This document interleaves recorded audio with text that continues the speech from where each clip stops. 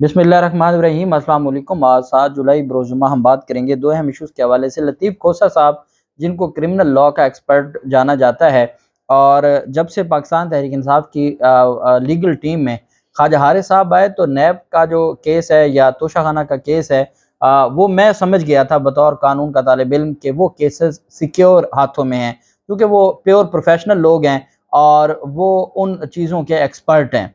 जब दूसरे मुकदमात की बात आती है, फौजदारी मुकदमात की बात, तो फौजदारी मुकदमात में इमरान खान के जो वकला पेश होते हैं, तो चूँकि वो हमारा जो फौजदारी कानून अलग चीज़ है और जो फौजदारी प्रैक्टिस है वो अलग चीज़ है। अब उसमें मैंने देखा कि कुछ फौजदारी कानून के तो एक्सपर्ट थे, लेकिन जो प्रैक्टिस है छोटी कचहरियों में जिनकी ज़िंदगी गुजरी हो, पेश हुए हों, जिनको ट्रायल का पता हो, ये पूरी एक साइंस है। और इसमें ऐसे ऐसी हैं लेक्यूनाज हैं, इसमें ऐसी ऐसी चीज़ें हैं, वो वही लोग देख सकते हैं, वो वही लोग जान सकते हैं जो उससे गुजर के आए हों। हमने देखा अगर कोई बैरिस्टर बन के आया तो वो डायरेक्ट हाई कोर्ट में बैठ के प्रैक्टिस करेगा।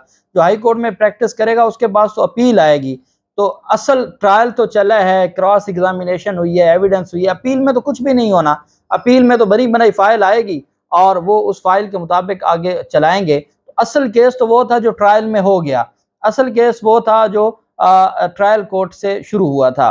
तो क्योंकि लतीफ़ खोसा साहब ट्रायल कोर्ट के तगड़े वकील हैं, और ये जितने भी नून लीग के वकील हैं, आज़म नज़ीर तारड़ साहब हो गए, एहसन बून साहब हो गए, आबिद साकी साहब, ये सारे शागिर्द हैं लतीफ़ खोसा साहब के। तो लतीफ़ खोसा साहब को फौजदारी कानून का इमाम कहा जाता है जो हमारे प्रोफेशन में। उन्होंने आज एक ऐसा कार्ड खेला है फौजदारी कानून में से, जो हमारा ज़ाब्ता फौजदारी है उसका, और ये ऐसी दरख्वास्त है, इमरान खान से मुतल्लिक एक दरख्वास्त लाहौर हाई कोर्ट में दायर की है, और पहली समात पर उनको रिलीफ भी मिल गया है कि ये दरख्वास्त जो हमारी PDM है उनकी रातों की नींदें उड़ाने के लिए काफ़ी है, क्योंकि आज तक ऐसी दरख्वास्त नहीं दी गई थी। एक दरख्वास्त पहले दी गई थी जो 5 रुकनी बेंच के पास गई थी, उसमें और इसमें एक स्पेसिफिक फ़र्क है, उसकी तफसील मैं आपके साथ शेयर करूंगा। और साथ हम बात करेंगे उमर सरफराज चीमा की जो अहलिया हैं उनकी ज़मानत मंजूर हुई है, और इसके अलावा बाकी जो PTI के कारकुनान थे उनकी ज़मानत मंजूर हुई है, और सुप्रीम कोर्ट की दूसरी खातून जज ने हलफ उठाया है, उसके ऊपर भी हम बात करेंगे। सबसे पहले तो हम बात कर लेते हैं कि कुरान पाक की जो बेहुरमती की गई थी उसके ख़िलाफ़ आज पूरी कौम यकजा थी। और सबसे पहले सुबह सवेरे तो सुप्रीम कोर्ट ऑफ पाकिस्तान के बाहर सुप्रीम कोर्ट बार एसोसिएशन की कॉल पर वकला की जानिब से रैलियों का इनकाद किया गया और पुरज़ोर मज़म्मत की गई। और फिर लाहौर हाई कोर्ट और लाहौर बार एसोसिएशन की जानिब से इजलास हुए, वहाँ पर मुसम्मती करारदादें मंजूर हुई। वकला ने आज हड़तालों का ऐलान किया हुआ था, और पाकिस्तान तहरीक इंसाफ की जानिब से चूँकि एक बहुत खौफ का आलम है, और स्पेशली पंजाब में, बाकी इलाकों में तो बहुत बड़ी रैलियाँ हुई, लेकिन लाहौर में भी मार रोड पर बहुत बड़ी रैली हुई, और फिर वो सारे के सारे जो कारकुनान हैं वो ज़मान पार्क पहुँचे हुए हैं जो उस रैली के साथ है, और उसमें वकला की बहुत बड़ी तादाद है। बाकी भी इलाकों में चूँकि ये हमारे ईमान का हिस्सा है, और ईमान का जब मामला आ जाता है तो वहाँ ज़िम्मेदारी बनती है, और इस वजह से जो एक तगड़ा पैगाम गया है दुनिया को कि पाकिस्तानी किसी भी सूरत में अपनी जो मुक़द्दस किताब है, अपनी अजीम किताब, इसकी बेहुरमती को कबूल नहीं करेंगे। दूसरी जानिब सुप्रीम कोर्ट की दूसरी खातून जज जस्टिस मुसरत हिलाली साहिबा ने आज हलफ, अपने ओहदे का हलफ उठा लिया है, और वो अब बतौर जज सुप्रीम कोर्ट ऑफ पाकिस्तान ये 16वीं जज हैं। अब टोटल 16 जजेस हो गए हैं, और टोटल तादाद तो 17 होती है, लेकिन इस वक्त जो कुल स्ट्रेंथ है वो 16 हो गई है। और ये बड़ी बदकिस्मती है कि बड़ा अरसा तो 4 जजेस की पोस्टें खाली रहीं, और उसमें काज़ी फ़ाइज़ा साहब का और उमर रज़ा बंदियाल साहब के इख्तिलाफ़ात ने जितना नुकसान सुप्रीम कोर्ट ऑफ पाकिस्तान को पहुँचाया है, शायद सुप्रीम कोर्ट की तारीख़ में कभी इतना नुकसान सुप्रीम कोर्ट को खुद ना पहुँचा हो, अवाम को पहुँचता रहा। सुप्रीम कोर्ट के फ़ैसलों से पाकिस्तान को नुकसान पहुँचते रहे। सुप्रीम कोर्ट को आज तक ऐसा नुकसान नहीं पहुँचा था जो इन दो की जो ज़ाती आप अना कह सकते हैं या इख्तिलाफ़ात जो भी थे, उसकी बुनियाद पर अल्टीमेट इदारे को पड़ा, और इतनी बेवकत हो गया इदारा, पाकिस्तान का जो सबसे बड़ा अदलिया का इदारा था। तो ऐसे लगता था कि सिविल जज के फैसले पर तो अमल दरामद हो जाएगा, चीफ जस्टिस के फैसले पर अमल दरामद नहीं होगा, यहाँ तक मामलात पहुँच चुके हैं। امرتا بندیال صاحب نے چیف جسٹس آف پاکستان نے جسٹس مسرت ہلالی سے حلف لیا، اور اس سے پہلے chief justice Peshawar high court وہ خدمات انجام دے رہی تھیں۔ حلف برداری تقریب میں attorney general for Pakistan Mansoor Usman Awan, senior ججز اور وکلاء نے بھی شرکت کی۔ سپریم کورٹ کی ججز کی جو کل منظور شدہ تعداد ہے وہ 17 ہے، اور اب تعداد 16 ہو گئی ہے، اور یہ دوسری خاتون جج ہیں۔ یہ پہلی خاتون چیف جسٹس ہیں پشاور ہائی کورٹ کی، اور دوسری خاتون جج ہیں سپریم کورٹ آف پاکستان کی، جن کی سپریم کورٹ آف پاکستان میں تعیناتی ہوئی ہے۔ اور ان کی تعیناتی سے متعلق میں یہ سمجھتا ہوں کہ ان کے جو فیصلے ہیں بطور جج پشاور ہائی کورٹ بہت تگڑے فیصلے ہیں، اور اب بھی جو اپنی ذمہ داریاں ہیں یہ انشاءاللہ بہتر انداز میں اور عوام کو ریلیف ملے گا، اور عوام کے جو کیسز ہیں، جو عام آدمی کے کیسز ہیں، ان میں ریلیف دیا جائے گا۔ Chief justice Lahore high court کی جانب سے آج ایک تقریب سے خطاب کرتے ہوئے کہا گیا کہ ججز کو کسی کے کہنے پر فیصلہ نہیں کرنا چاہیے۔ نئے بھرتی ہونے والے 20 ایڈیشنل سیشن ججز اور 26 سول ججز کی تقریب حلف برداری سے خطاب کرتے ہوئے چیف جسٹس امیر بھٹی صاحب نے کہا کہ کسی کے کہنے پر کبھی فیصلہ نہ کریں۔ یہ راستہ آسان نہیں ہے لیکن مشکل بھی نہیں ہے۔ جو آپ کے کام میں مداخلت کرے اسے نہیں کہنا سیکھ لیں۔ یہ وہ معاملات ہیں جن میں مداخلت نہیں کرنی چاہیے۔ Chief justice Lahore high court کا مزید کہنا تھا کہ یہ اللہ کی طرف سے آپ کو کام دیا گیا ہے، آپ اللہ کی رضا سے یہاں ہیں، یہ بہت بڑا منصب ہے، آپ کو اس کی عزت کرنا ہے، اس پر اللہ کو کیسے ناراض کریں، اللہ اور رسول کے احکامات کے مطابق فیصلہ کریں گے تو دنیا اور آخرت سنور جائے گی۔ اور ان کی جانب سے کہا گیا کہ ایمانداری کے ساتھ اپنی جو ذمہ داریاں ہیں وہ نبھائی جائیں۔ دوسری جانب آج پاکستان تحریک انصاف کے جو خواتین سمیت کارکنان کی ضمانتیں ہوئی ہیں، اس میں عمر سرفراز چیمہ کی اہلیہ رابعہ سلطان سمیت 20 دیگر ملزمان کو عدالت سے آج ریلیف ملا ہے۔ اور جناح ہاؤس جلاؤ گھروں مقدمہ میں جج انسداد دہشت گردی عدالت نے ضمانت بعد از گرفتاری پر سماعت کی۔ عدالت نے سابق گورنر پنجاب عمر سرفراز چیمہ کی اہلیہ سمیت باقیوں کی ضمانتیں منظور کر لیں۔ عدالت نے دیگر ملزمان کی ضمانتیں بھی منظور کی۔ ضمانت ملنے والوں میں فرح، رضیہ، فوزیہ، شاہین سمیت دیگر خواتین شامل تھیں۔ ضمانت کے احکامات تھانہ سرور روڈ میں مقدمہ کے حوالے سے جاری کیے گئے۔ اب چونکہ ان کے خلاف ایک ہی مقدمہ میں ان کو نامزد کیا گیا تھا، تو اب یہ نہیں پتا کہ ان کو اب رہا کیا جاتا ہے یا کسی اور مقدمے میں نامزد کیا جاتا ہے، لیکن اس کیس میں جس میں پہلی گرفتاری ہوئی تھی اس میں رہائی دے دی گئی ہے، اور ان کی جو ضمانت ہے وہ منظور کر لی گئی ہے۔ عمران خان کی جانب سے لطیف کھوسہ صاحب نے آج ایک درخواست دائر کی لاہور ہائی کورٹ میں۔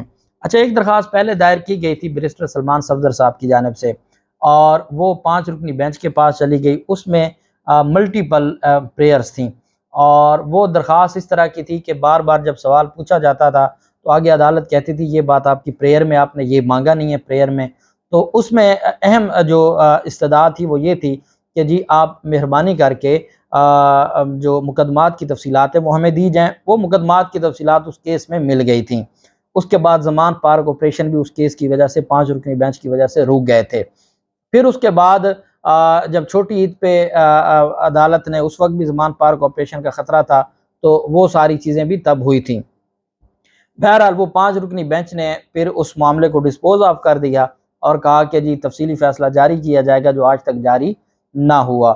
اور اس میں میرے خیال میں وہ جو بینچ تھا اس نے یہی کنسیڈر کیا کہ ان کی جو مین پریئر تھی وہ کیسز کی تفصیلات تھی، وہ ان کو مل گئی ہے، اور اس کے علاوہ مزید ان کو کوئی ریلیف نہیں چاہیے۔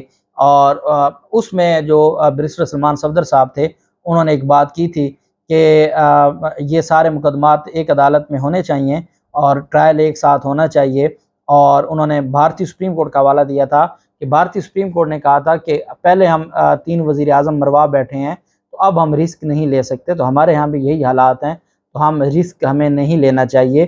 اور ساتھ یہ کہا تھا کہ یہ سیاسی انتقام کا پاکستان کی تاریخ کا پہلا کیس ہے، اور اس طرح کے مقدمات بنائے گئے ہیں تو اس کے اوپر کوئی پریسیڈنٹ، کوئی آپ ججمنٹ جاری کریں۔ لیکن وہ علی باقر نجفی صاحب کی سربراہی میں بینچ تھا، تو وہاں ایسا ابھی وہ فیصلہ محفوظ ہے۔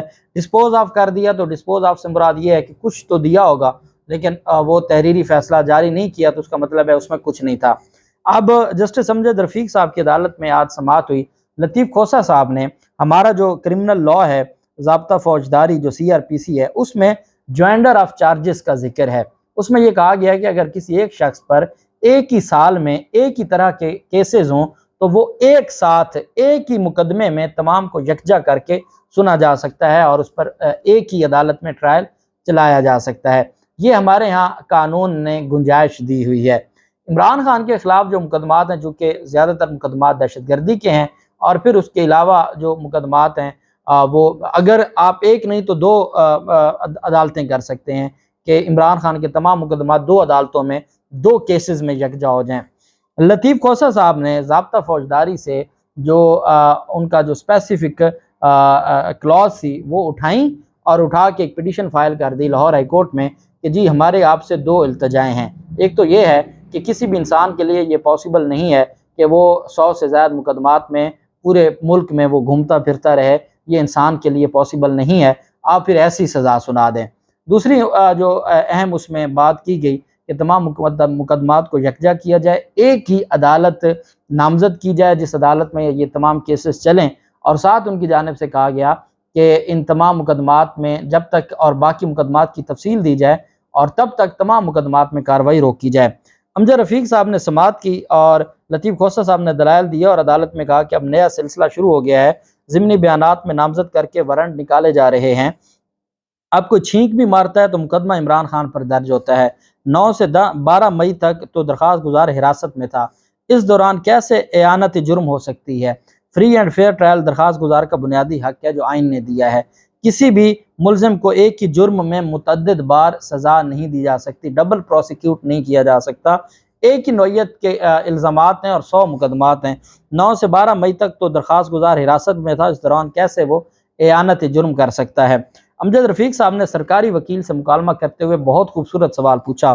انہوں نے پوچھا کہ اگر آپ کی بات مان لیں کہ صرف 25 کیسز ہیں عمران خان پر، پورے پاکستان میں صرف 25 کیسز ہیں، اگر آپ کی سرکاری وکیل کو کہا آپ کی بات مان لیں تو یہ بتا دیں کہ اگر آپ پر 25 کیسز ہوں تو روز کبھی اسلام آباد، کبھی سندھ، کبھی لاہور پیش ہونا پڑے تو کیا آپ کے لیے یہ ممکن ہوگا؟ اگر 25 بھی ہوں، اس سے زیادہ نہ بھی ہوں، تو کیا ممکن ہے کہ آپ پیش ہو سکیں؟ عدالت نے کہا کہ یہ ممکن ہی نہیں ہے کہ کسی شخص کے لیے کہ وہ اتنے زیادہ کیسز میں ہر عدالت کے سامنے پیش ہو، کل کو آپ کی باری بھی آ سکتی ہے، پھر کیا کریں گے؟ سرکاری وکیل نے کہا کہ ہم نے 3.5 سال ظلم کا سامنا کیا، پوری قوم گواہ ہے۔ لطیف کھوسہ صاحب نے کہا ایک شخص کا نام بتا دیں جن کا کوئی 2-3 نیب کے مقدمات کے علاوہ کوئی 100 مقدمہ، یہ پاکستان کی تاریخ میں کسی کے خلاف نہیں ہوا کہ 100 مقدمے ہوئے ہوں، ان کے اوپر کون سا ظلم ہوا ہے؟ ان کو تو VVIP پروٹوکول ملتا تھا، ہمارے تو چکیوں میں پڑے ہیں۔ خیر، سرکاری وکیل کو جسٹس امجد رفیق صاحب نے سرکاری وکیل کو کہا کہ آپ سیاسی باتیں نہ کریں تو اچھا ہوگا، آپ تو سرکاری وکیل ہیں، آپ تو ریاست کے وکیل ہیں، آپ کے اوپر کون سا ظلم ہوا ہے؟ آپ کیوں فریق بن رہے ہیں؟ آپ تو نگران حکومت کے وکیل ہیں۔ تو خیر، وہ جج کو بھی تو پتہ تھا کہ یہ کون سی نگران حکومت ہے اور کس کی ہے۔ لطیف کھوسہ صاحب نے کہا کہ میری استدعا ہے کہ عدالت ایک بار پھر چیئرمین PTI کے خلاف درج تمام مقدمات کی تفصیلات پیش کرنے کا حکم دے، مقدمات کی تفصیلات آنے تک عمران خان کے خلاف کسی بھی قسم کی کارروائی سے روکا جائے۔ اس میں رجسٹرار آفس کے 2 اعتراضات تھے۔ ایک تو یہ ہے کہ تمام FIRs کی مصدقہ کاپیاں نہیں لگائی گئیں۔ دوسرا اعتراض یہ تھا کہ یہ متعلقہ فورم نہیں ہے کہ آپ نے کوئٹہ کا مقدمہ بھی، سندھ کا مقدمہ بھی، اسلام آباد کا مقدمہ بھی، لاہور کے مقدمات، پنجاب کے بھی تمام آپ نے صرف لاہور ہائی کورٹ میں چیلنج کیا ہے، تو یہ پراپر فورم نہیں ہے۔ یہ 2 اعتراضات لگائے تھے کہ یہ درخواست ناقابل سماعت ہیں۔ جسٹس امجد رفیق صاحب نے فیصلہ محفوظ کیا تھا، فیصلہ انہوں نے سنا دیا ہے، دونوں اعتراضات انہوں نے کالعدم قرار دے دیے ہیں۔ انہوں نے کیس کو نمبر لگا کے 14 جولائی کو سماعت کے لیے مقرر کرنے کا حکم دے دیا ہے۔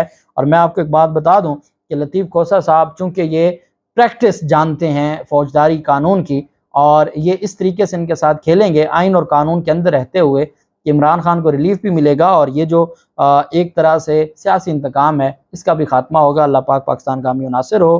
بہت شکریہ۔ اللہ حافظ۔ پاکستان زندہ باد۔